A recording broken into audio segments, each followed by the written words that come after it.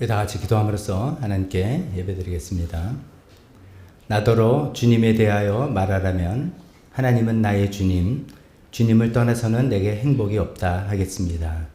땅에 사는 성도들에 관하여 말하라면 성도들은 존귀한 사람들이요 나의 기쁨이다 하겠습니다. 하나님, 우리의 행복이 되시는 하나님, 하나님을 믿고 따를 때 우리 인생의 가장 행복함을 다시 한번 고백합니다. 또 하나님께서 이 땅에서 함께 하나님을 믿고 섬기라고 우리 삶에 붙여주신 귀한 성도님들, 우리의 또 기쁨이 되고 그 기쁨을 함께 나누는 귀한 관계입니다. 하나님, 이런 우리 하나님과 우리 성도들과 함께 하나님을 찬양하며 예배하기 위해서 우리가 다 이 자리에 모였습니다. 오늘은 특히 또 세대 통합 예배로 우리 온 식구 자녀들과 함께 하나님께 예배드립니다. 주님, 저희 예배를 받아주시길 원합니다. 하나님, 그러나 우리가 하나님께 기도할 것은 하나님, 우리가 예배를 드린다고 그것이 하나님께 정말 진정으로 예배 드리지 않는다면 하나님, 그것은 우리 인간들의 모임에 끝나지 않겠습니까? 하나님 아버지, 시간에 저희 마음이 진심으로 하나님을 향하고 진심으로 하나님을 구하고 진심으로 하나님을 높이는 그런 예배 다 될 수 있게 도와주시고, 우리 부족한 마음 있다면 성령님께서 도와주셔서 진심으로 주님께 예배드리는 한 시간 되게 인도하여 주시옵소서. 예수님의 이름으로 기도했습니다. 아멘.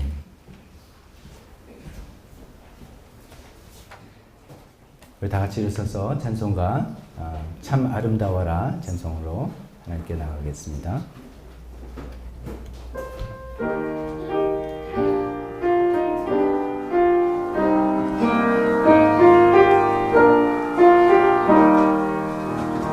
참 아름다워라 주님의 생애는 저 솔로몬의 옷보다 더 고운 백합화 주 찬송하는 때저 맑은 새소리 내 아버지의 지으신 그 솜씨이도다. 참 아름다워라 주님의 세계는 저 아침에와 저녁별 밤하늘 인단별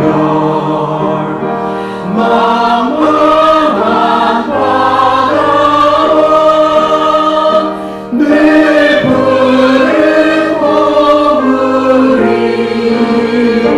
다 주 하나님 영광을 잘 드러내도다. 참 아름다워라 주님의 세계는 저 산에 부는 바람과 잔잔한 시냇물 그 소리 가운데 주는 성들이니 주 하나님의 큰 뜻을 말하도다.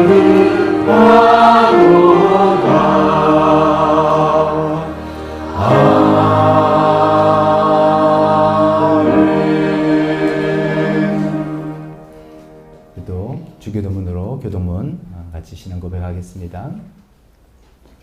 하늘에 계신 우리 아버지, 그 이름을 거룩하게 하여 주시며 그 나라를 오게 하여 주시며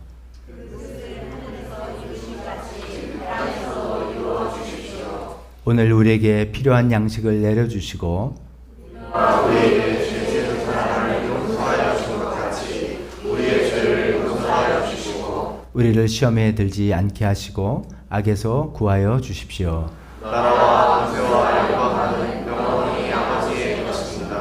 너희가 남의 잘못을 용서해 주면 너희 하늘 아버지께서도 너희를 용서해 주실 것이다. 그러나 너희가 남을 용서해 주지 않으면 너희 아버지께서도 너희의 잘못을 용서해 주지 않으실 것이다. 아멘.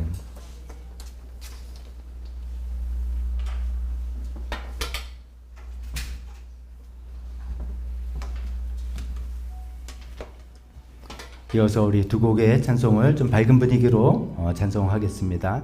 하늘의 해와 달들아, 세상 모든 사람들과 호흡하는 모든 것들, 이 시간에 하나님을 찬양할 때 우리 함께 하나님을 찬양하면서 그 하나님이 우리를 지켜주시는 하나님이라는 것을 우리 찬송으로 고백해 보도록 하겠습니다.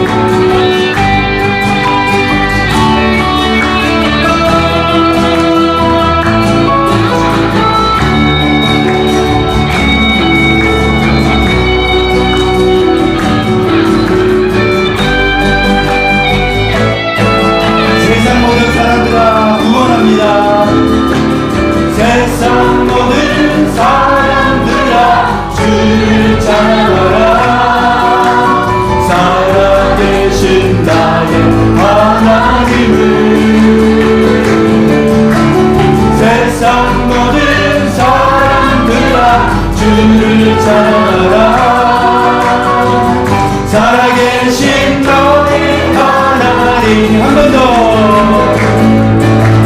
세상 모든 사람들아 주를 찬양하라. 살아계신 나의 하나님을. 세상 모든 사람들아 주를 찬양하라. 살아계신 너의 하나님을. 모둠이 있는 자마다 여호와를 찬양하라.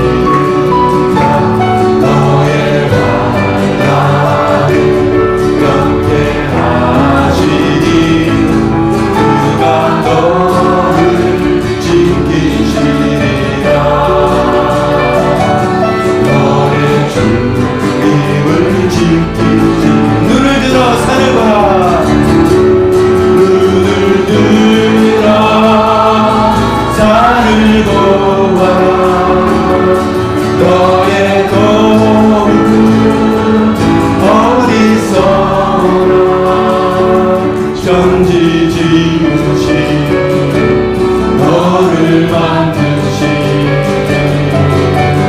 여호와께 올라갑니다. 자매님들 하나님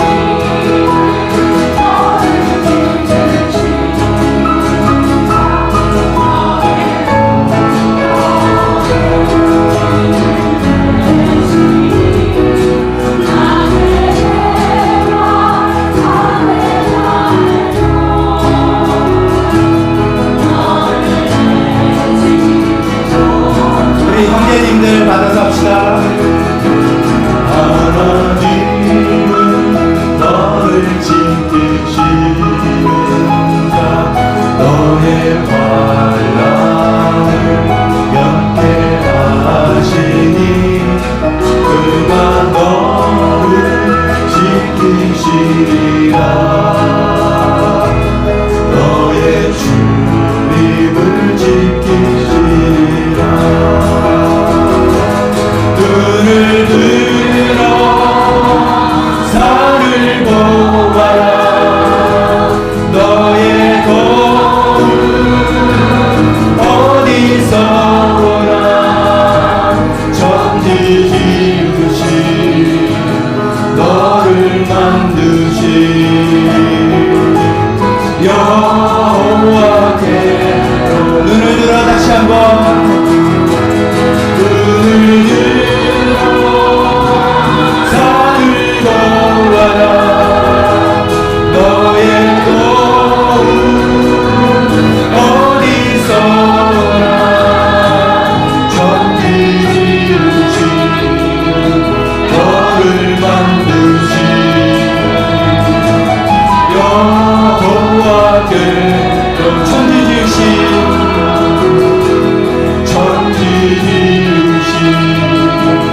너를 만드신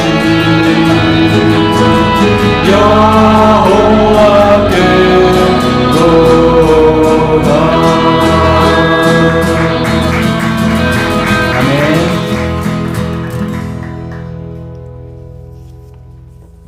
우리 마지막 한 곡은 우리 지난주에 찬양했던 곡입니다. 기대라는 그 곡입니다. 우리 지난주에는 이 곡을 부르면서 주 안에 우리가 하나지만 모습이 다 다르다.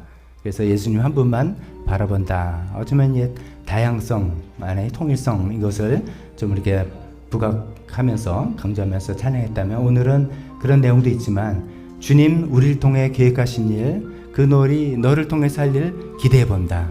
하나님께서 우리 각자 우리도 자녀들과 다 함께 있는데 우리 자녀들 축복하면서 하나님께서 우리 자녀들 인생을 어떻게 인도해 나가실지 그것을 기대해 보면서 그들도 축복하고 우리 가족 식구들을 축복하고 우리 서로를 축복하고 교회를 축복하고 하나님께서 우리를 통해서 행하실 일들을 기대해 보면서 정말 서로 축복하는 그런 시간, 그런 마음으로 지난보다는 천천히 부르면서 나중에 간주할 때 우리 좀 기도하는 시간, 그런 마음으로 기도하는 시간도 가져보려고 합니다. 그런 마음으로 주님께 찬양하도록 하겠습니다.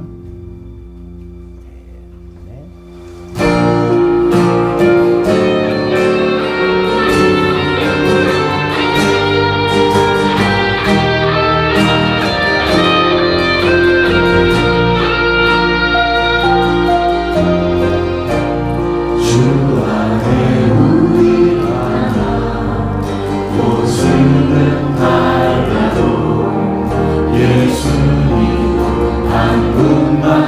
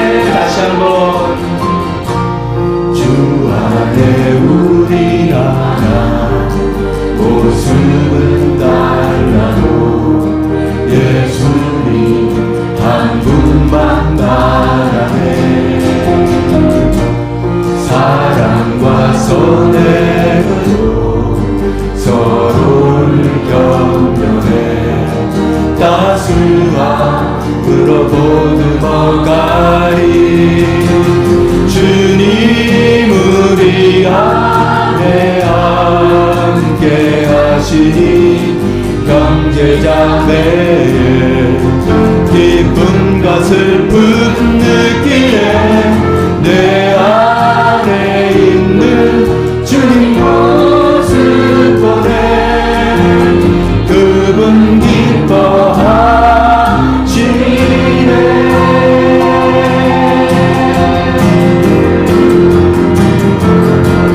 주님 우리 동네 계획하시니 부족한 입술로 찬양하게 하시니 주님 우리 동네 계획하시니 너를 통해 하시기네 주님 우리 통해 다시 한번 주님 우리 통해 계획하시니 부족한 입술로 찬양하게 하시니 주님 우리 통해 계획하시니 너를 통해 하시기를 간주할 때 우리 기도하겠습니다.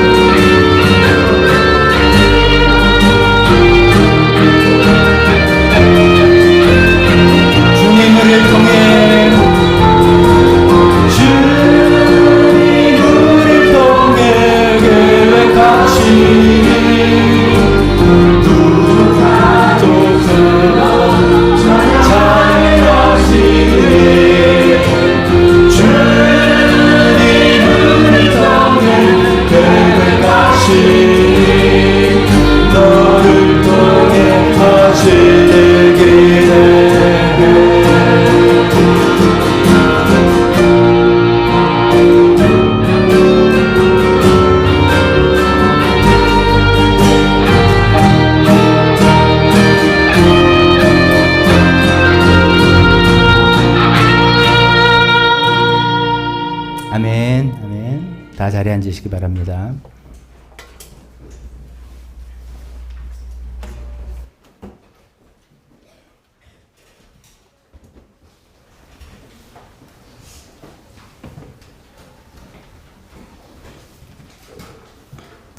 기대라는 단어 얼마나 좋은, 얼마나 소망찬 단어입니까? 우리에게는 좀 부족한 것이 많지만 하나님께서 일하실 하나님의 능력으로 또 하나님의 지혜로 일하실 것을 우리 바라보며 그런 기대를 가지고 또 하나님께 나오고 우리 인생을 살아가는 우리 모두가 되었으면 좋겠습니다. 오늘 주보를 통해서 주보를 보면서 교회 소식 함께 나누도록 하겠습니다. 매월 첫째 주일 우리 세대 통합 예배로 온 식구들이 함께 예배드리는 그런 날입니다.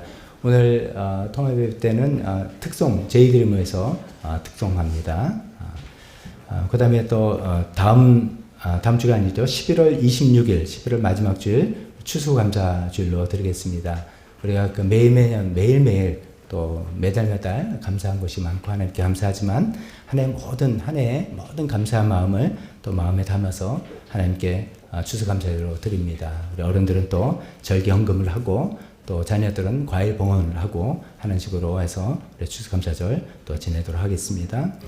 오늘 원래 전교인 가을 나들이를 계획했었죠. 근데 이제 여러분 다 오시다시피 느끼셨지만 비가 오고 그래서 한 주 정도 우리 한 주를 뒤로 연기하려고 합니다. 그래서 다음 주에 또 좋은 날이 허락해 주셔서 우리 계획한 대로 좋은 성도의 교제 시간 또 재밌는 시간 가질 수 있으면 좋겠습니다.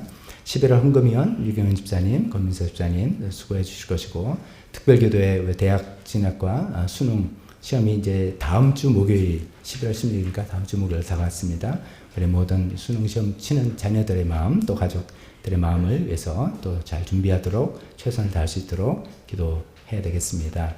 네팔 선교회 시티미션 교회 라리 목사님 사역에서 기도하는데 그저께 또 연락이 왔는데 국내 보도에는 나오지 않은 것 같은데 네팔 서부 지역에 또 큰 심한 지진이 일어났다고 합니다. 아마 진도가 5가 넘는 것 같은데 한 160명이 죽고 실종자도 뭐 몇백 명이 나온 그런 큰 어려움을 좀 당하고 있는 것 같습니다.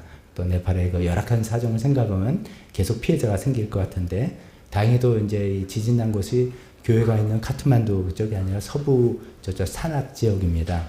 그래서 우리 쪽으로는 다행이라 하지만 인명이 또 손상되기 때문에 안타까운 현실인데 또 빨리 그것이 더 이상 큰 지진으로 또 발생하지 않고 회복이 빨리 될 수 있도록 우리 마음과 기도했으면 좋겠습니다. 나라와 북한을 위해서 계속 관심과 기도하겠습니다. 오늘 예배 시간에 대만에 근무하는 우리 김성규 형제네 부부 또 같이 왔네요. 반갑고 또 부산에서 또 윤성호 형제도 보니까 좋네요. 같이 함께 교제하고 하는 시간 되었으면 좋겠습니다. 대표 기도 또 헌금 시간으로 이어지겠습니다.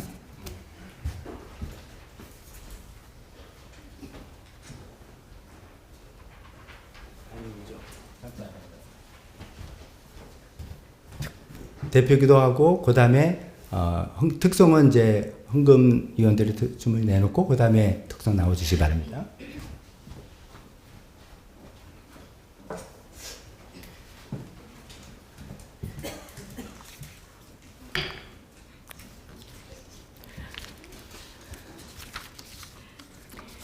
세대통합 예배 주일을 맞아 다 함께 기도드립니다. 신실하신 하나님 아버지, 우리를 향한 놀라운 사랑으로 우리가 아직 죄인 되었을 때 십자가에서 우리의 모든 허물과 죄악을 대신 감당하시려 죽임당하시고 부활하심으로 우리를 구원하시고 영생으로 이끄시는 은혜의 삶을 살게 하신 하나님께 감사와 찬양으로 예배드리오니 오직 홀로 영광 받으시옵소서. 아버지 하나님, 우리는 인류 역사상 초유의 팬데믹 시대를 지나 각종 재난과 기후위기, 그리고 우크라이나 전쟁과 중동 지역의 전쟁, 또 국내적으로는 치솟는 물가와 고금리 등으로 그 어느 때보다 심각한 경제적 어려움을 겪고 있으며 뉴스를 통해 들려오는 소식들은 이 시대가 하나님 보시기에 얼마나 악하고 음란한 시대인지 저희도 통탄을 금할 수 없습니다. 이처럼 어지러운 세상에서 그리스도인으로서 믿음을 지키고 살아가기가 버겁고 교회를 다니는 것이 시대에 뒤떨어진 사람인 양 치부하는 삐뚤어진 시대 풍조로 인해 가정과 직장, 삶의 현장에서 당당히 그리스도인임을 드러내지 못하고 부끄러운 모습을 보일 때가 있었음을 고백합니다. 우리를 불쌍히 여기시고 용서하여 주시옵소서. 이럴 때일수록 예수님을 믿는 우리의 정체성을 떳떳하게 드러내며 살아가게 하시옵고 우리 삶의 목적과 하나님께서 우리를 창조하신 이유를 생각할 때 우리는 하나님을 인하여 즐거워하며 감사함으로 하나님을 찬양하며 살아가는 존재여야 합니다. 또한 예배자로서 하나님이 기뻐 받으시는 예배의 자리로 나와 주님을 찬양할 때 우리의 삶을 기쁨과 평안으로 회복시켜 주실 것을 믿습니다. 지난 주일 먼저 비용을 계산하라는 말씀으로 우리에게 가장 귀한 보배, 예수님의 값없는 사랑을 기억하게 하심에 감사드립니다. 예수님을 믿게 되면서 마귀에게 종노릇하던 저희들을 하나님의 자녀로 삼아주시어 이미 시작된 이 땅에서의 천국의 삶을 예수님과 영원토록 누리게 하시고 날마다 우리를 이끌어주시는 성령님의 인도하심으로 풍성한 삶을 누리게 되는 특권을 주셨습니다. 그러나 예수님을 믿게 되면서 지불해야 할 것, 즉 우리가 예수님보다 더 귀하게 여기던 것들을 아낌없이 내려놓고 죽을 각오로 예수님을 따라야 함을 알려주셨습니다.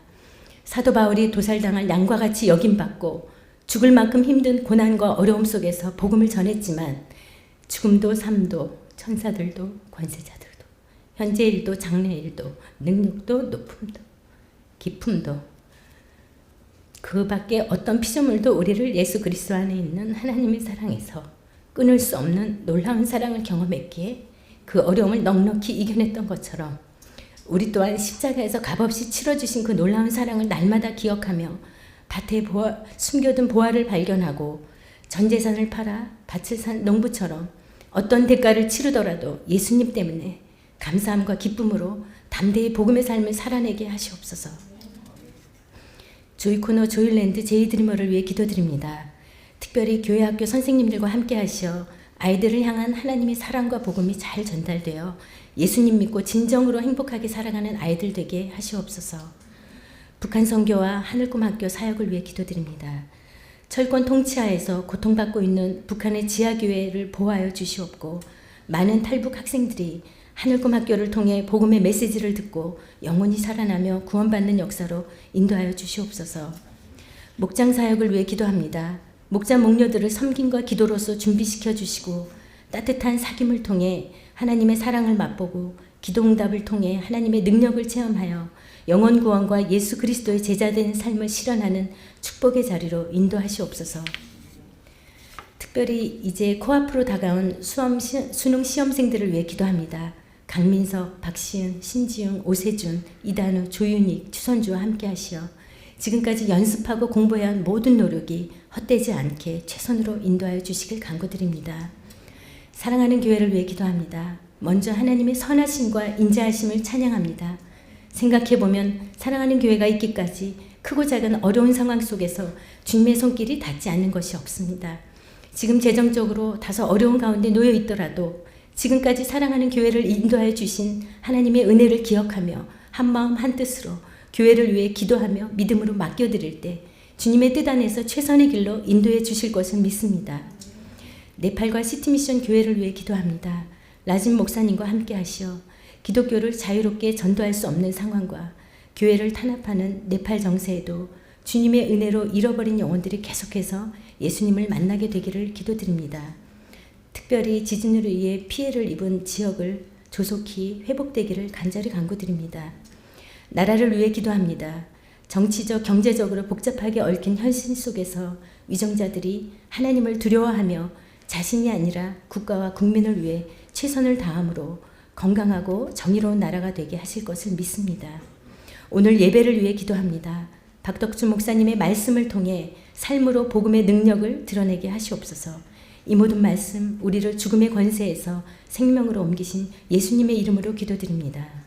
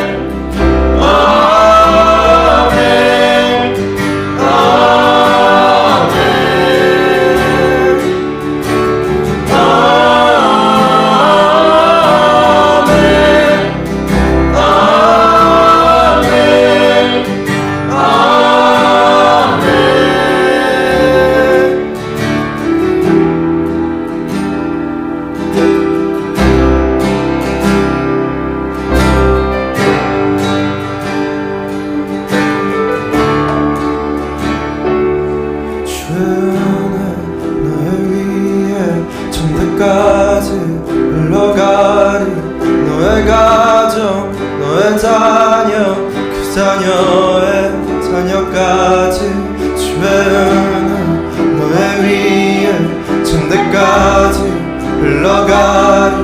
너의 가정 너의 자녀 그 자녀의 자녀까지 주의 은혜 너의 위에 천대까지 흘러가리. 너의 가정 너의 자녀 그 자녀의 자녀까지 주의 임재 앞서가며 지키시고 동행하리. 둘러싸고 채우시며 주가 너와 함께하리. 아침에도 저녁에도 너의 모든 주임에도 슬플 때도 기쁠 때도 주님 너를 위하시네 위하시네 위하시네 위하시네 위하시네 위하시네 위하시네 위하시네 위하시네.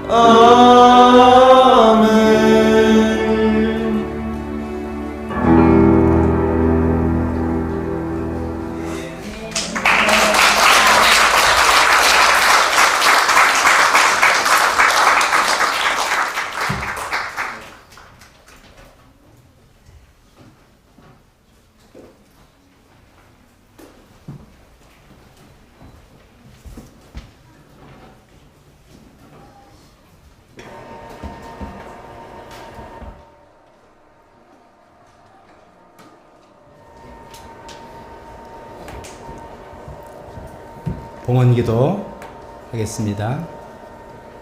하나님 아버지, 오늘도 저희가 함께 하나님께 나와서 귀한 헌금을 주님께 드렸습니다. 우리 이 땅에 살아가면서 정말 귀중한 땀 흘려 이 땅에서 얻은 그 물질의 모든 것이 근원이 하나님이라는 것을 고백하며 주님께 드렸습니다.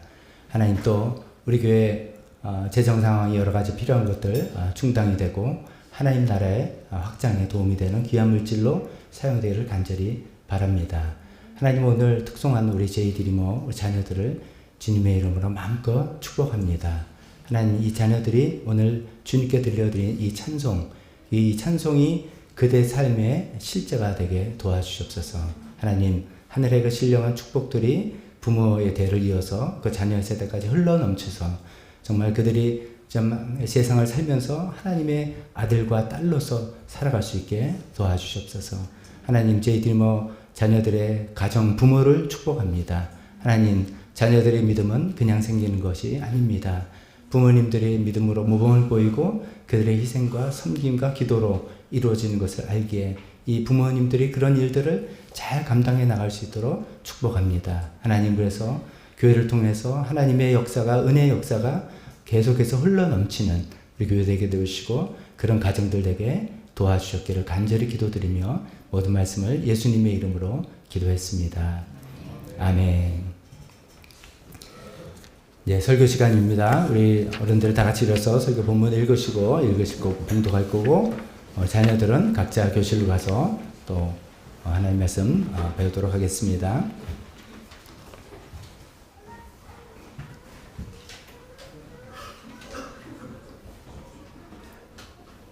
오늘 본문은 요한계시록 3장에 있는 말씀 발췌해서 읽도록 하겠습니다. 같이 읽겠습니다. 시작. 라오디게아 교회의 심부름꾼에게 이렇게 써 보내어라. 아멘이신 분이시오, 신실하시고 참되신 증인이시오, 하나님의 창조의 처음이신 분이 말씀하신다. 보아라, 내가 문 밖에 서서 문을 두드리고 있다. 누구든지 내 음성을 듣고 문을 열면 나는 그에게로 들어가서 그와 함께 먹고 그는 나와 함께 먹을 것이다. 아멘. 설교를 위해서 잠깐 기도하겠습니다. 하나님 아버지, 오늘 이제 계속해서 우리가 기독교의 기본 진리의 내용을 살펴보는 중에 오늘 우리가 결단을 반드시 해야 된다는 그런 내용을 살펴보려고 합니다. 그렇습니다. 하나님의 좋은 말씀 듣는 것으로 충분하지 않습니다. 하나님 말씀에 수긍을 하고 동의를 하는 것으로 충분치 않습니다.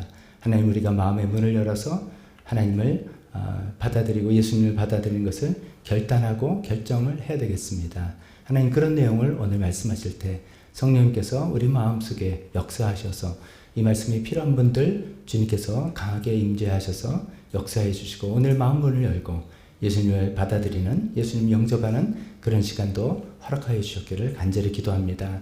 이미 우리 예수님 믿은 우리 모두에게도 필요한 말씀이라 믿습니다. 하나님, 우리가 예수님을 믿고 영접했지만 또 순간순간 우리가 예수님의 마음의 문을 열고 예수님을 우리 마음에 모셔드리고 예수님의 주인 자리에 모셔드려야 되는 것이 또 필요합니다. 오늘 그런 시간들 또 다 될 수 있게 도와주시옵소서. 예수님의 이름으로 기도했습니다. 아멘. 다 자리에 앉으시기 바랍니다.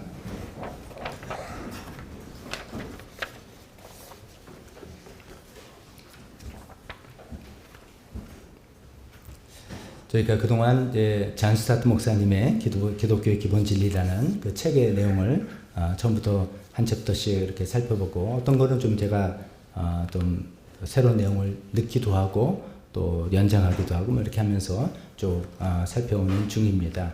오늘은 한번 그동안에 우리가 설교 시간을 통해서 다루었던, 우리가 살펴봤던 그런 것들을 다시 한번 좀 정리를 한번 해보고 그 다음에 이야기를 진행해 보려고 합니다. 처음에 우리가 그런 얘기를 했습니다. 예수님은 누구신가 이런 거에 대해서 우리가 살펴봤습니다. 그러면서 예수님은 자기 자신의 존재를 어떤 분이라고 스스로 주장했나 이런 것을 첫 시간에 살펴봤죠. 그때 예수님께서는 자신은 하나님의 아들이다, 즉 하나님이다 라고 주장했던 것을 여러 가지로 살펴봤습니다. 스스로를 인자라고 불렀습니다. 인자가 하나님의 아들이라는 뜻이라고 말씀드렸죠. 또 그렇게 직접적으로 주장하시기도 하고 간접적으로도 주장하셨습니다. 내가 죄를 용서한다. 하나님만 할 수 있는 어떤 일들을 본인이 한다라고 주장하셨죠. 내가 심판을 맡게 되었다라는 이야기도 하셨습니다. 또 행동으로도 주장하셨습니다. 어떤 놀라운 능력을 베풀어서 그래서 단순한 기적이 아니라 그분이 예수님이 하나님의 아들이라는 것을 보여주는 표적이다라는 그런 표시로서 행동으로도 주장했다라고 오늘 첫 시간에 살펴봤습니다. 그 다음에 우리가 예수님이 죄가 없으신 분이라는 것에 대해서 우리가 살펴봤습니다. 예수님의 인격에 관해서 살펴본 것이죠. 예수님 스스로 나는 죄가 없다라고 주장했죠. 누구나 그런 얘기 할 수 있다고 하지만 우리가 양심 있는 사람은 그런 이야기를 함부로 할 수 없는데 예수님은 계속해서 본인이 죄가 없다로 본인 주장도 하셨고 예수님을 3년 동안 동고동락했던 잘 아는 측근의 제자들도 다 일관성 있게 예수님이 죄가 없으신 분이다. 내가 지나봤더니 저분은 그런 게 없다라고 증언하는 것도 우리가 살펴봤습니다. 뿐만 아니라 예수님의 대적자들도 예수님 정말 죄가 없다라고 인정하는 그런 내용도 살펴봤습니다. 예수님이 죄가 없으시기 때문에 우리 죄를 대신해서 죽으시는 속죄 제물이 되시게 합당한 것이죠. 그런 충분한 자격이 되어주신 그런 거라고 우리가 살펴보았습니다. 그 다음 시간은 예수님께서 부활하신 거에 대해서 우리가 살펴봤습니다. 예수님께서 부활하신 증거를 여러 가지로 살펴봤습니다. 예수님 무덤이 비어있다는 것들, 또 그 안에 첫 증인들이 볼 때 그 수위가 헝클어지지 않고 가스란히 그 안에 있는 시신이 마치 신비하게 싹 빠져나온 듯한 그 형상이라는 것들, 또 예수님께서 부활하신다면 제자들에게 나타났던 여러 기록들을 살펴봤고 뭐니 해도 제자들이 놀랍게 변화된 예수님 부활 전과 후가 완전히 변화된 그런 모습들도 살펴보았습니다. 그래서 예수님 부활이야말로 어쩌면 예수님이 죄가 없다는 것을 가장 확실하게 입증하는 그런 사건이 된다라고 살펴봤습니다. 그래서 예수님의 부활을 우리가 받아들일 수 있고 믿을 수 있고 그 부활 덕분에 실제로 우리를 죄를 용서해 줬다는 게 사실이라는 것을 우리가 확신할 수가 있었고 또 우리도 예수님처럼 부활할 수 있다는 소망도 갖게 되었습니다. 그래서 예수님이 어떤 분이라는 것을 우리가 세 차례 살펴봤다면 그 다음에는 우리 인간의 상태가 어떠한지 성경에서 말씀하신 것을 또 우리가 하나하나 살펴봤습니다. 인간의 상태는 한마디로 죄인이다라는 이야기였던 것이죠. 왜 나를 죄인이라고 하는가? 죄의 성격에 대해서 살펴봤습니다. 이것은 왜 죄인이냐 아니냐 따지는 것보다 우리 현실을 보면 분명하다. 그래서 우리가 십계명을 가지고 한번 쭉 살펴봤습니다. 십계명 하나하나 살펴볼 때 십계명을 단순히 행동을 내가 지키느냐 안 지키느냐 차원이 아니라 하나님의 기준이 얼마나 높은가를 우리가 생각하면서 이런 계명을 살펴봤습니다. 단순히 사람을 죽이는 게 아니라 형제를 미워하는 것이 살인이라는 하나님 기준이 그렇게 높은 잣대로 우리를 살펴보고 계신다는 것을 하나하나 살펴봤습니다. 또 하나님께서는 우리 단순히 겉으로는 행동이 아니라 마음과 동기를 살펴보신다는 그런 맥락에서도 살펴보았습니다. 그랬더니 10계명 중에 어느 하나도 우리가 사실 지키지 못하고 있는 죄인이라는 것을 우리가 인정할 수밖에 없게 되었지 않습니까? 그래서 우리 모두가 죄인이다라고 고백을 하게 되었습니다. 그 다음에는 이제 그 책에는 없는 이야기지만 제가 좀 하나 집어넣어서 왜 나는 죄를 짓나 이 부분을 살펴봤습니다. 원죄 때문이라는 것을 우리가 이야기했습니다. 인류의 대표자인 아담 때문에 그 아담의 죄로 인해서 우리는 죄에 대한 책임, 죄책을 얻게 됐고 죄를 짓는 성품인 죄성을 갖게 되었습니다. 죄책과 죄성을 물려받았기 때문에 우리가 이렇게 죄를 짓는다는 현실을 우리가 살펴보게 된 것이죠. 그래서 그런 말씀을 드렸죠. 내가 죄를 짓기 때문에 죄인 이렇게 이야기가 아니라 죄인이기 때문에 내가 죄를 짓는다 라는 말씀을 또 말씀드렸습니다. 그 뜻은 우리 모두가 죄인이라는 것을 부인할 수 없다라는 그 말씀인 것이죠.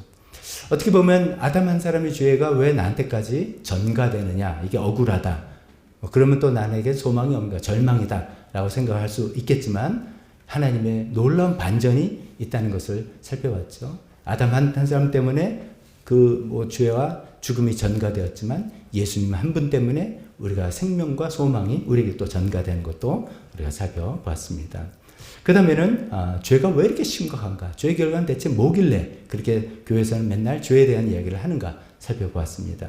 죄의 결과는 한마디로 죽음이라는 것이죠. 그 죽음은 생명의 육신의 죽음뿐만 아니라 인간관계의 죽음, 혼적인 죽음뿐만 아니라 하나님과의 관계에는 영적인 죽음부터 시작하는 것이죠. 그래서 죄의 결과로 하나님과의 단절이 오고 나 자신의 속박이 돼서 내가 죄의 종으로 살아갈 수밖에 없는 처절한 현실이 되는 것이고, 그 다음에 다른 사람들과도 갈등을 겪게 되는 그런 끔찍한 결과들을 우리가 마주하게 됐다는 것이죠. 그 죄의 결과를 해결해야 되는데 이게 우리가 살아서 해결하지 않으면 이 문제, 이 죄의 결과는 영원히 우리가 지고 가야 되는 끔찍한 결과라는 이야기를 살펴봤습니다. 이렇게 인간의 상태가 죄인이라는 것들을 살펴보고 우리가 그 다음에는 예수님께서 우리를 위해서 하신 일에 대해서 살펴봤습니다. 십자가로 인한 구원을 주신 것을 우리가 살펴봤죠. 그래서 왜 십자가인가 이런 내용을 생각해보면서 예수님의 십자가야말로 예수님께서 우리의 죄를 대신하여 죽으십니다 라는 것을 살펴봤고, 죄를 대신하는 것뿐만 아니라 어떤 표현에서는 예수님이 죄가 되셨다, 즉 저주가 되셨다 라는 내용까지도 살펴봤습니다. 그래서 그 십자가로 인해서 하나님께서 우리를 용서해 주시고, 용서의 차원을 넘어서 하나님께서 우리와 화해하는 그런 자리까지로 화해의 손을 내미셨다는 내용을 살펴봤죠. 그 다음에는 우리가 왜 믿는데도 변하지 않는가 이런 내용에 대해서 살펴봤습니다. 우리가 그럴 때 변화라는 우리가 기대하는 변화를 잘 정의하자라고 생각해 봤죠. 우리가 예수님 믿고 소속과 신분은 즉각적으로 변화가 온 것입니다. 죄인에서 의인으로, 원수에서 하나님 자녀로 즉각적으로 변화가 사실 온 것이죠. 또 우리가 기대하지 않아야 될 변화도 있다고 말씀드렸습니다. 우리 기질과 또 우리 취미나 이런 거는 변화될 필요가 없을지도 모른다. 근데 대신 우리의 성품, 우리의 가치관 이런 것들은 변화해야 되는 것이죠. 근데 이것이 왜 잘 안 변하는가 하면 우리 안에 있는 죄성이 예수님 믿는다고 없어지는 게 아니더라. 죄성은 여전히 있고, 그러나 우리가 예수님 믿을 때 우리가 새로운 피조물을 위해서 새로운 성품이 우리 안에서 시작이 되고, 그래서 새로운 성품을 도와주기 위해서 성령님께서 우리 안에 오셔서 우리가 성령님의 인도를 받아 나갈 때 새로운 성품이 더 크게 우리를 인도해 나갈 때 우리가 서서히 변화되고, 그 변화되는 과정을 성화라고 한다라고 말씀드렸습니다. 그 다음에는 교회는 사랑의 훈련장이라는 말씀드렸죠. 하나님과 관계는 즉각적으로 우리가 회복이 됐지만 자신의 관계는 이렇게 새로운 성품이 성령님의 도움으로 변화되어 나가는 과정이 있고, 다른 사람과의 관계 이것도 서서히 변화되는데 하나님께서 우리에게 주신 가장 좋은 훈련장이 교회가 아닌가 그런 말씀 살펴봤죠. 그래서 교회는 그리스도의 몸이고 다양성 속에 통일성이 있는 것이고, 그리스도는 하나님의 가족이고 또 교회는 가족이고 교회는 병원이다 이런 얘기까지 살펴봤습니다. 그러고 난 다음에 이제 지난주부터 그 다음에 이 모든 이야기를 듣고 우리 인간이 해야 될 일은 무엇인가 살펴봤습니다. 지난주에는 먼저 비용을 계산해야 된다라는 이야기를 살펴봤습니다. 예수님께서 우리에게 주신 구원, 영생, 풍성한 삶, 천국, 어디 여러 가지로 표현할 수 있는 이런 것들을 우리 얻기 위해서 우리가 지불해야 될 비용이 있다는 것이죠. 그 비용은 먼저 예수님을 따르는 것이고, 두 번째 예수님을 시인하는 삶. 예수님 따르기 위해서 예수님을 가장 우선으로 두고 뒤에 남은 것을 버려야 된다. 우선순위의 뒤로 밀어야 된다라고 살펴봤죠. 또 예수님을 시인하는 것이 우리가 어쩌면 공인의 자세로 살아가자. 그냥 예수님을 드러내는 삶으로 살아가자. 그런 비용을 잘 알고 먼저 계산하고 비용을 치르면서 예수를 믿자라는 그런 말씀드렸습니다. 이런 쭉 우리가 11차례 그런 말씀 가운데 오늘의 주제는 결단입니다. 결단. 우리가 예수님은 이렇게 이야기를 듣고 하나님께서 우리에게 하신 일을 듣고 우리가 어떤 결정을 해야 되는 것이죠. 이런 결정할 때 사실 우리가 제일 처음에 서론으로 올바른 접근이란 말씀으로 어떤 자세로 우리가 하나님을 찾아야 될지 살펴봤습니다. 겸손하게, 또 정직하게, 또 순종하는 자세로 하나님 찾아야 된다. 오늘 이 시간에 그런 마음으로 오늘 또 이 말씀을 들으면서 그런 결단을 또 해나가고 또 다시 갱신해 나가고 그런 우리 모두가 되었으면 좋겠습니다. 자, 11차례 설교 다 정리하니까 금방 기억에 다들 잘 너무나 속속 나시죠? 너무 기억해 또 제가 또 정리를 잘 해드리지 않았습니까? 자, 그걸 배경으로 오늘 말씀을 한번 들어봅니다. 결단의 필요성 한번 이야기해 보겠습니다. 우리 예수님 믿고 구원받기 위해서는 결단이 필요하다. 결정하는 게 필요하다. 이렇게 이제 말할 때 이 말이 어떤 분들한테는 좀 생소하게 들릴 수도 있습니다. 어떤 분들은 그냥 우리 교인들은 아니실지 모르겠지만 그냥 믿는 집안에서 태어나서 자라고 살면 그냥 자연스럽게 믿게 되는 거 아닌가? 이렇게 생각하는 분들도 있고요. 또 어떤 분들은 하나님의 그 주권을 분명히 있습니다. 그게 가장 크죠. 근데 하나님의 주권, 주신 은혜 이것을 지나치게 강조해서 아니 뭐 그냥 하나님이 우리를 다 택함 받은 사람은 그냥 믿게 되는 거지 나는 그냥 주신 은혜 받는 거지 라고만 생각해서 우리가 결단하고 결정해야 될 부분을 굉장히 좀 작게 생각하시는 그런 분들도 있습니다. 또 어떤 분들은 아 이거 교회 안 빠지고 나오면 되는 거지 그게 무슨 뭐 또 결단이야 라고 생각하시는 분들도 있습니다. 그러나 아닙니다. 우리가 적어도 이제 우리 여기 저희들 뭐 우리 자녀들도 오늘 같이 예배를 드리고 있는데 이 정도면 벌써 자기 생각과 자기 주관과 이런 것들이 있는 나이죠. 완전 성인이 아니더라도 그런 결정을 할 수 있는 어느 나이가 되면은 우리가 반드시 예수님을 받아들이거나 아니면 예수님을 거부하거나 하는 그런 결정을 하게 되는 것입니다. 이미 우리 마음속에 그렇게 하면서 살아가고 있는 것이죠. 그리고 이 결정을 통해서 우리가 예수님 믿고 구원받는 것인데 누구도 대신 해줄 수가 없습니다. 부모가 해줄 수도 없고 어떤 선배가 해줄 수도 없고 각자가 왜냐하면 하나님께서는 우리가 1대1의 관계를 맺기를 원하시기 때문에 반드시 우리 각자가 분명히 결정하고 책임지는 선택을 해야 되는 것입니다. 제가 아까 정리했던 지난 11주간의 그 내용들을 쭉 들으시고 설교 들으시고 또 지금 요약본도 들으시면서 그것을 뭐 맞네 말이 되네 라고 수긍하고 동의하는 것만 가지고는 안 됩니다. 수긍하고 동의하는 것은 어찌 보면 준비 단계인 것입니다. 우리가 진정한 믿음이라는 것은 어떤 내용을 이해하고 받아들였다. 그 말이 된다라고 받아들였다가 아니고요. 믿음이라는 것은 신뢰를 통해서 행동으로 옮겨지는 것입니다. 믿음은 행동으로 옮겨질 때 그것이 믿는 것입니다. 머리로 이해한다고 돼서 믿는 것이 아니라 그건 준비 단계고. 근데 머리로 이해되는 것은 사실 우리가 100% 하나님을 이해할 수가 없습니다. 저도 100% 하나님을 아직도 잘 모릅니다. 여전히 하나님을 알아나가고 성경을 읽고 설교 준비하고 제가 묵상할 때 또 새로운 모습을 알아나가고 또 어떤 부분은 아직도 잘 믿어지지 않고 이해가 잘 안 될 부분도 여전히 있습니다. 그러나 우리가 크게 그래서 하나님을 내가 신뢰하고 나갈 때 발걸음을 내딛고 나간 다음에 그 다음에 계속해서 하나님을 더 알아나가고 체험해 나가고 하면서 하나님에 대한 더 확실한 믿음을 갖게 되는 것이죠. 근데 그 발걸음을 내딛는 결단, 발걸음을 내딛는 결정, 이것은 반드시 우리가 해야 된다는 것이죠. 그것이 바로 믿음입니다. 그것이 바로 예수님 믿고 나간다는 삶의 모습인 것입니다. 오늘 본문은 그런 이야기를 하고 있습니다. 오늘 본문을 통해서 그런 것이 무엇인지 나는 어떤 결정을 해야 되고 어떤 결단을 해야 되는지 다 마음속으로 잘 결정하는 우리 모두가 되었으면 좋겠습니다. 오늘 읽은 본문은 요한계시록 3장에 있는 내용입니다. 요한계시록 3장엔 오늘 본문은 이제 그 앞에 예수님께서 여러 교회에게 하시는 말씀, 7교회에 하신 말씀이 나오는데 오늘 이 본문은 라오디게아 교회라는 그 교회에게 하시는 말씀으로 알려져 있습니다.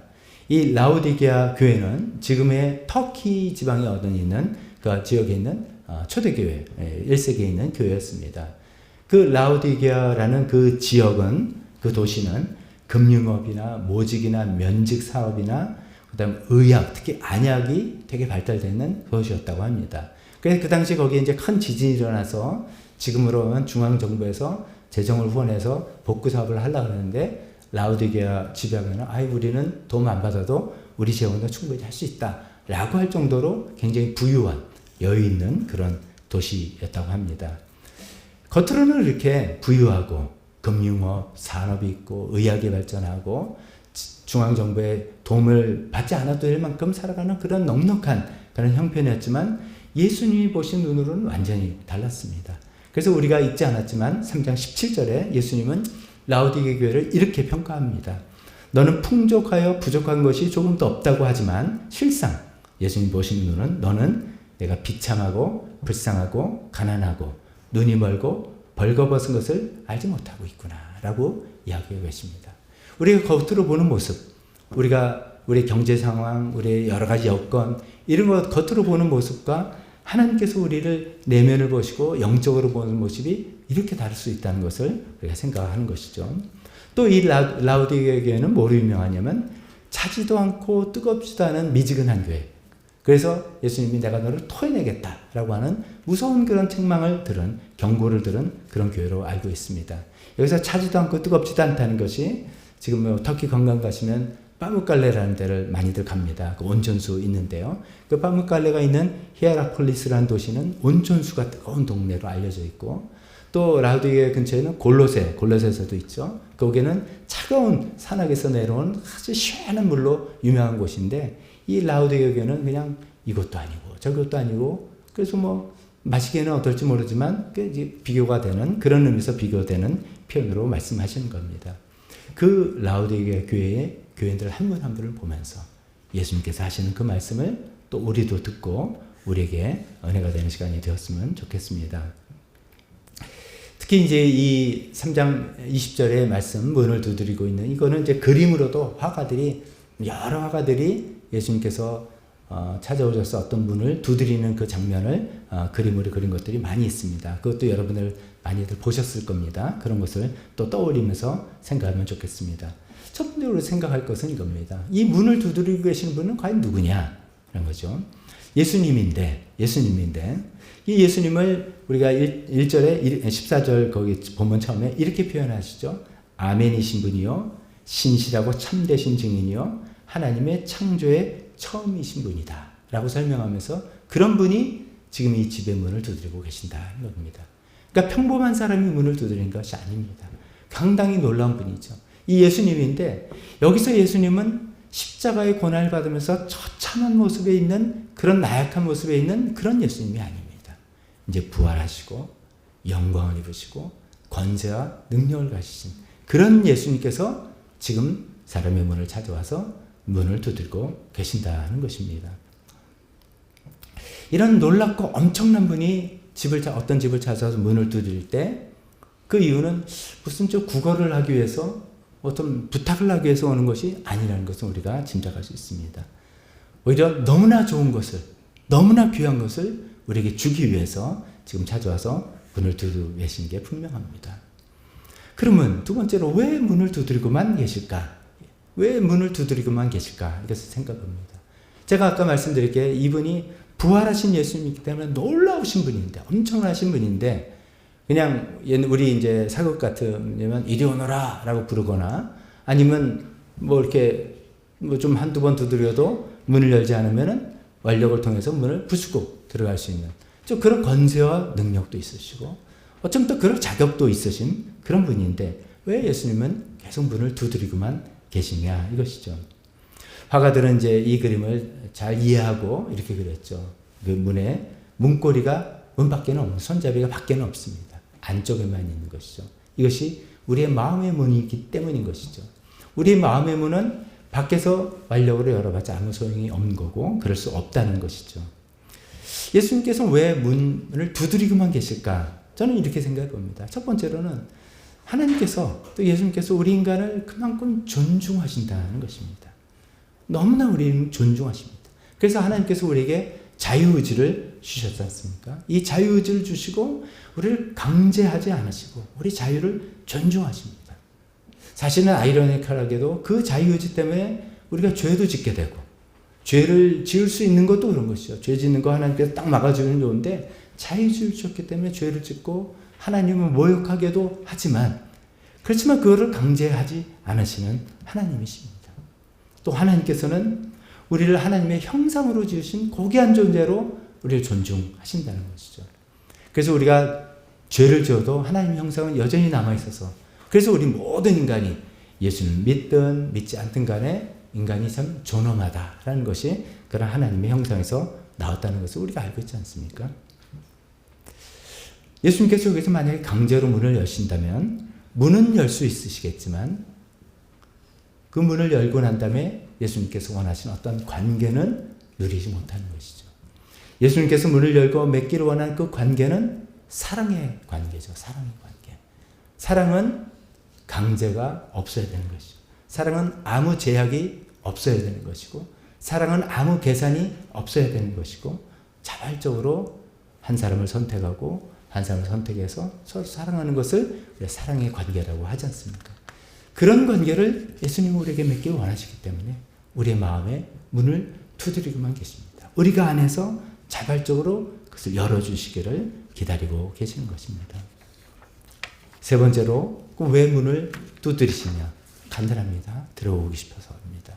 그럼 왜 들어오고 싶어 하시냐? 뭘 하기 위해서 들어오고 싶었냐? 좀 전에 제가 말씀드린 것처럼 우리와 그런 사랑의 관계를 맺고 싶어서 그러신 것이죠. 3장 20절에 우리가 본문을 읽는데 이렇게 되어 있습니다. 나는 그에게로 들어가서 그와 함께 먹고 그는 나와 함께 먹을 것이다. 함께 먹는다라고 표현했습니다. 우리가 늘 함께 먹는 그런 사이를 가족이요 식구라고 이야기하지 않습니까? 예수님께서는 우리와 함께 먹고 지내는 가족이 되어서 운명을 함께 나누는 그런 사랑의 관계가 되기를 바라시는 겁니다. 가족이라는 것은 운명 공동체죠. 한 사람의 기쁨이 가족 모든 사람의 기쁨이 되고 한 사람의 아픔이 모든 사람의 아픔이 됩니다. 한 사람의 걱정이 모든 사람의 걱정과 근심이 되고 한 사람이 영예가 잘된 것이 모든 사람의 모든 가족 식구의 자랑거리가 되지 않습니까? 예수님은 우리와 그런 관계를 맺고 싶은 것입니다. 우리와 그런 사이가 되게 원하시는 것이죠. 예수님께서 내 안에 들어오셔서 우리가 늘 함께 계시고 또 내 인생을 책임져 주시길 원해서 그 영광의 부활의 주님께서 우리 한 사람 한 사람의 마음의 문을 찾아와서 문을 두드리고 계시는 것입니다. 어떻게 맞아 드려야 되겠습니까? 간단합니다. 우리의 마음의 문을 열고 예수님 들어오세요.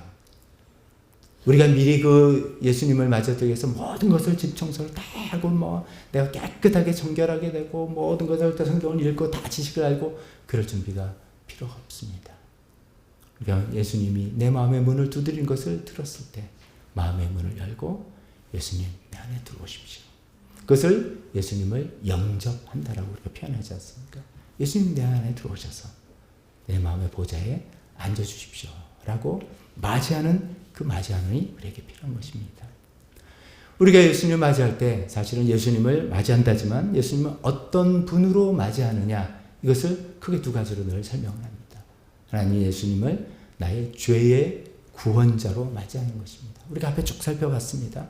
이 인간의 상태가 어떤지 살펴봤지 않습니까? 인간은 죄인이더라. 십계명을 통해서 우리가 핑계할 수가 없다는 걸 밝혀봤습니다. 원죄가 있는 삶을 우리 모든 사람이 죄인이라는 것을 살펴봤습니다.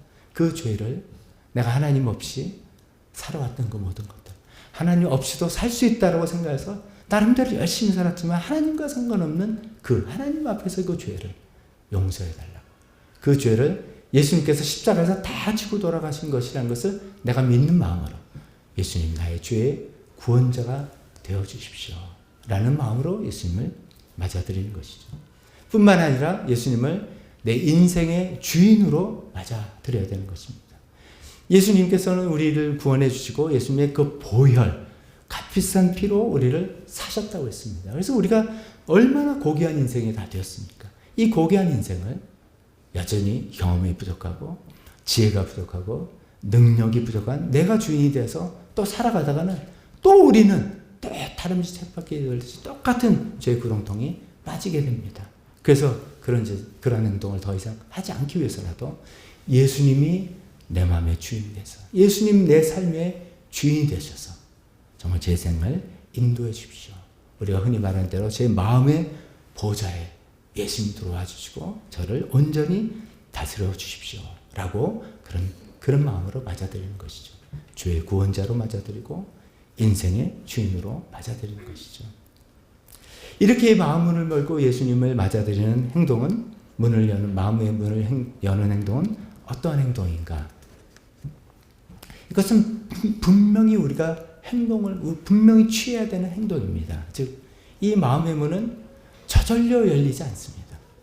이 내 마음의 문은 우연히 열리지 않습니다. 이 내 마음의 문은 엉겹결에 이렇게 열리지 않습니다. 반드시 내가 마음의 결정을 하고 결심하고 분명히 내가 여는 마음의 문입니다. 손잡이가 안에만 있다고 말씀드렸죠. 밖에서는 열 수도 없고 열지도 않으십니다. 내가 결심하고 결정하고 분명한 행동으로 열어드리는 것입니다. 내가 마음을 정하고 내 손으로 문을 열어드려야 됩니다. 그렇게 마음의 문을 열어드리면서 주님을 맞이하는 분명한 행동입니다. 이렇게 또 예수님을 맞아드리는 것은 단 한 번 하는 행동입니다. 어쩌면 사실 우리가 예수님을 영접하는 것은 일생에 단 한 번입니다.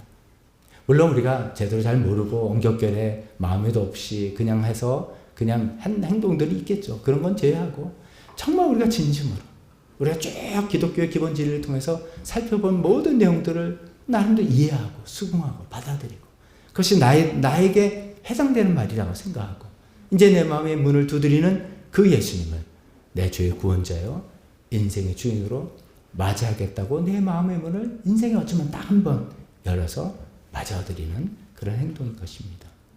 그런데 놀랍게도 예수님께서 내가 마음의 문을 열면 너무나도 기뻐하시면서 내 마음에 들어오십니다. 심지어는 내가 조금 아직은 모르겠다면서 활짝 열어드리는 게 아니라 조금만 열어들어도 쫙 삐집고 들어오십니다. 예수님 들어오셔서 얼른 문을 걸어 잠그십니다.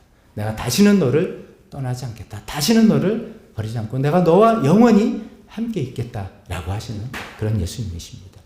히브리서 13장 5절에 이런 말씀이 있죠. 주님께서 친히 말씀하시기를 내가 결코 너를 떠나지도 않고 버리지도 않겠다 하신 그 심정처럼 우리가 살짝만 문을 열어들어도 들어오셔서 이 문을 걸어 잠그시고 우리가 영원히 함께 계시고 우리가 늘 지켜보호하시는 그 예수님 맞아드는 인생의 단 한 번의 행동입니다. 물론 단 한 번이라고 해서 우리가 한 번의 결정으로 순간적으로 완전해진다는 것은 아니죠. 칭의가 되는 것이고 성화 과정이 있고 영화 과정이 있죠. 예를 들면 결혼식에서 부부가 되기 위해서는 결혼식 1시간도 안 걸려 30분이면 다 끝납니다. 부부가 되는 건 30분이지만 부부로서 정말 살아가는 건 평생 걸리는 그런 것처럼 그 예수님 믿는 순간은 결정의 순간이지만 영원히 계속 평생 동안 변화와 성장의 시간을 맞이하는 그런 시간인 것이죠. 또 이렇게 예수님을 맞이해야 되는 것은 정말 불가피한 행동입니다. 제가 불가피한 행동이란 뭐냐면 예수님 믿고 구원받는데 다른 길이 없습니다. 다른 방법이 없습니다. 아까 말씀드린 것처럼 그냥 저절로 되겠지. 그냥 살다 보면 그냥 되겠지. 교회 다니다 보면 그냥 되겠지. 아닙니다. 우리가 결정하고 우리가 선택해서 마음의 문을 우리가 열어야 되는 것입니다.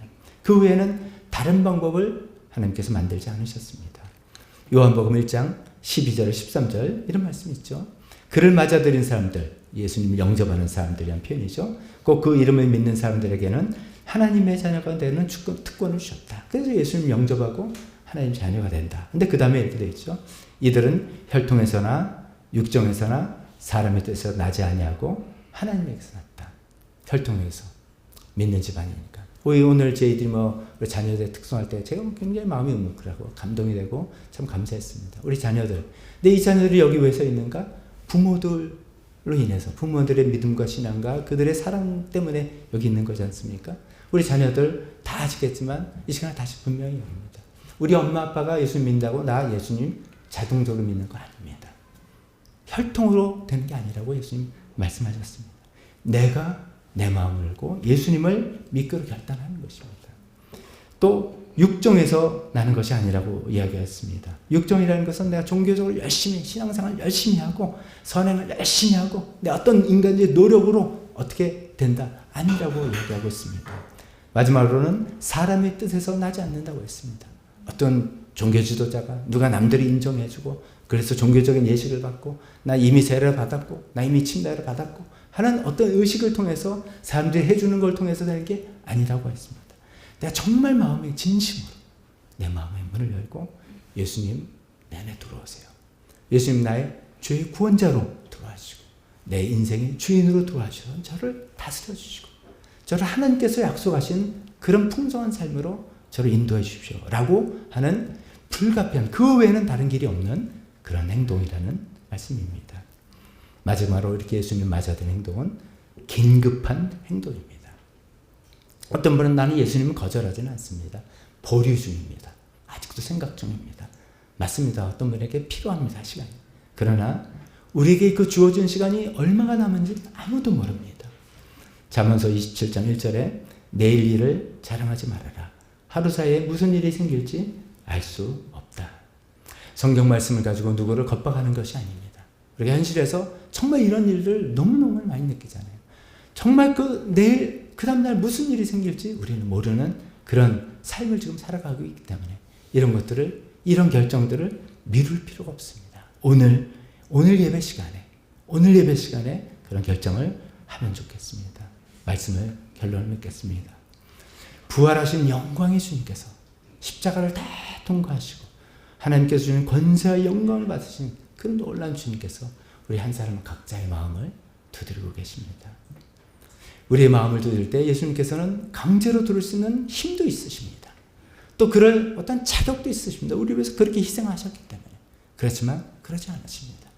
우리를 존중하시고 우리가 맺으신 것이 사랑의 관계이기 때문에 예수님이 어떤 목적을 이루시는 것이 아니라 사랑의 관계이기 때문에 문을 두드리고만 계십니다. 그 예수님의 심정을 우리가 잘 이해했으면 좋겠습니다. 예수님께서 들어와서 뭘 하시려느냐? 우리와 늘 함께 계시고 늘 도와주시고 우리의 힘이 되시고 우리 인생의 주인 되셔서 정말 우리가 하나님이 원하시는 그런 삶으로 살아나가는 것을 도와주시려고 이끌어 주시려고 우리 문을 두들고 계십니다. 그런 분에게 우리의 마음을 문을 엽시다. 예수님, 내 죄의 구원자입니다. 지금 내가 이때까지 예수님 세상의 죄라는 개념으로만 생각했습니다. 죄, 나쁜 짓, 나쁜 행동, 저는 그런 건 안 했습니다. 그래서 난 죄인이 아닙니다 라고 생각했다면 그것이 아니라 내가 하나님을 인정하지 않고 하나님 떠나서 살아가는 모든 것들, 그것이 죄라는 것을 깨닫는다면 그 죄의 구원자로 돌아와 주세요. 나 죄를 용서해 주신 것을 저는 받고 싶습니다. 뿐만 아니라 주님, 제 인생을 주님께서 좀 인도해서 이끌어가 주십시오. 주님, 더 이상 제가 외롭고 힘들고 어렵게 고달프게 살아가고 싶지 않습니다. 예수님이 저를 이끌어 가시는 그런 멋진 삶 살아가고 싶습니다. 그런 마음으로 인생의 주인으로 맞이하십시다. 마음의 문을 열고 들어오시라고, 들어와서 마음 보좌 앉아서 저를 다스려 주시라고 영접하면 좋겠습니다. 그런 결단은 반드시 해야 됩니다. 그런 결단을 통해서 우리가 구원받고 하나님의 자녀가 되고 예수님께서 약속하신 모든 축복을 누리는 우리가 될 수 있을 것입니다. 오늘 반주해 주실 때 오늘 그런 시간을 잠깐 갖도록 하겠습니다. 우리가 이미 대부분 분들은 그런 마음을 했지만 오늘 이 마음에 나 예수님 처음으로 믿는 거 아니야. 그렇지만 내가 살다 보니까 내 삶의 이슈에서 그래, 그런 것 같은 시간이 나한테는 좀 필요하다.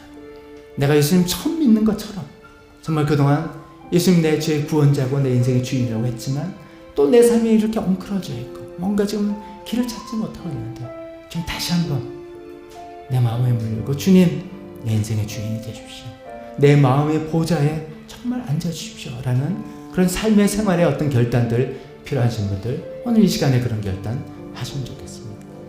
또 이 시간에 교회는 쭉 나오시지만 한 번도 진정으로 마음의 문을 열고 예수님을 영접한 그런 경험이 없으신 분들, 우리 교회는 쭉 나왔지만 마음으로 예수님 믿는다고 난 생각을 했지만 하나님 말씀 다 동의하고 성경 말씀 다 있지만 난 그러고 보니까 내가 한 번도 실제로 그런 결단을 내리고 하나님께 내 마음에 표현한 적이 없네.